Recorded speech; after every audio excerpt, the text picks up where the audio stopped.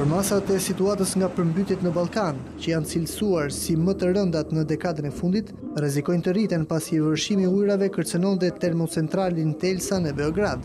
Niveli i ujit të lumit Sava, i cili sa vjen dhe rritet, ka plasaritur depozitat e këtij termocentrali. Kryeministri Vučić ka urdhëruar ndërtimin e barierave pranë këtij objekti, pasi nëse ai dëmtohet, një pjesë e madhe e vendit do të përballet me një krizë energjetike.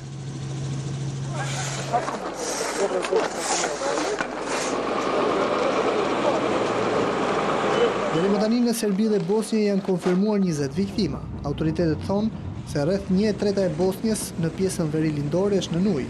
Këto përmbytje kanë prekur rreth 1 milion persona, që përbëjnë më shumë se 1/4 e popullsisë bosnjake. Dëmet nga përmbytjet kanë qenë të konsiderueshme në Bosnjë pasi rrëshqitjet e dherave kanë sjellë shkatrimin e qindra shtëpive.